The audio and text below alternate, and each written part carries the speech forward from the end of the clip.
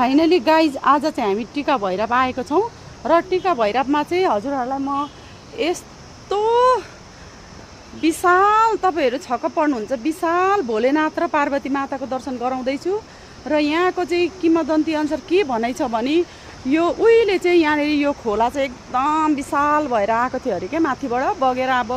आउँदाखेरि चाहिँ यहाँ चाहिँ आएर शिव र पार्वतीको यो यहाँ देख्न सक्नुहुनेछ ठुलो हजुरहरूले त देख्न सक्नुहुनेछ शिला है बगाएर ल्याएको अरे हैन बगाएर ल्याएको अरे त्यही भएर चाहिँ यहाँनिर टिका भैरवमा हजुरले साक्षात भोलेनाथको दर्शन गर्न सक्नुहुनेछ हेर्नु सानो हुनुहुन्छ विशाल विशाल ल हेर्नुस् त टिका भैरवमा आउनु सक्नुहुनेछ र भोलेनाथको दर्शन गर्नु साथैमा हुनुहुन्छ पार्वती माताजी पनि हुनुहुन्छ यहाँनिर ल हेर्नुस् पत्थर कत्रो देख्नुहुन्छ ल हजुरहरूले त त्यसो सम्झिनुहुन्छ ल साक्षात बगेर उहिले आएको अरे जय शम्भु हर हर महादेव सबैलाई रक्षा गर्नुहोस् र यहाँ हेर्न सक्नुहुनेछ शिवजी भगवानको दर्शन गर्नुहोस् र त्यसै गरेर यहाँ यता चाहिँ शिवजी भगवान रहनु भएको छ र पल्लोपट्टि हेर्नुहोस् त यहीँको यहीँ ल हेर्नुहोस् शिवजी भगवान र पार्वती माता छेउमै ल हेर्नुहोस् त बगाएर ल्याएको अरे क्या उहिले त्यो खोला ठुलो ठुलो ठुलो हुँदाखेरि बगाएर ल्याएको अरे अनि यहाँ त्यही भएर टिका भैरवमा शिवजी र पार्वतीको शिला तपाईहरुले एकदम भयंकर देख्न सक्नुहुनेछ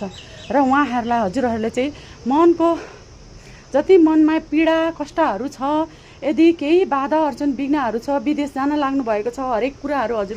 हजुरहरूलाई पुगेको छैन भने चाहिँ यहाँ आएर यहाँ शिव पार्वतीको दर्शन गरेर हजुरहरूले केही मन्नत माग्नु भयो भने चाहिँ अवश्य पुरा हुने भन्ने एउटा किंवदन्ती अनुसार भनाइ पनि छ र यहाँ देख्न सक्नुहुनेछ भोलेनाथलाई पनि हजुर दर्शन गर्नुहोस् साथै पार्वती मातालाई पनि दर्शन गर्नुहोस् जय शम्भु हर हर महादेव भोलेनाथको आशीर्वाद हजुरहरूलाई पनि मिलोस् त्यसै गरेर यहाँबाट चाहिँ हजुरहरू देख्न सक्नुहुन्छ यता पार्वती माता उता भोलेनाथ म वरिपरि घुमाएर पनि हजुरहरूलाई देखाउँदैछु ल हेर्नुहोस् यहाँ चेपबाट चाहिँ छिर्ने छ अब म यहाँबाट छिर्छु है त ल यहाँबाट छिरेर म उता अघिको ठाउँमा पुग्छु है त जय शम्भु हर हर महादेव हे भोलेनाथ सारा संसार सबैलाई कल्याण गर्नुहोस् जय शम्भु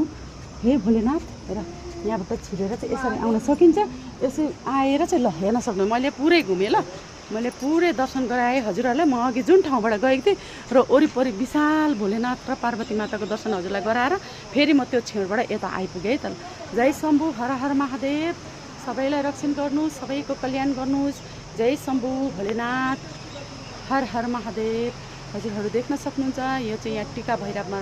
रहन गएको हुनुहुन्छ र हजुरहरू यहाँ आएर दर्शन गर्न सक्नुहुन्छ र त्यो पारी साइडलाई चाहिँ उता चाहिँ लेले भनिन्छ है अनि यहाँ चाहिँ टिका भैरवै भन्दो रहेछन् हामी पनि आएको हैन उतापट्टि चाहिँ हजुरले भैरवको पनि दर्शन गर्न सक्नुहुनेछ।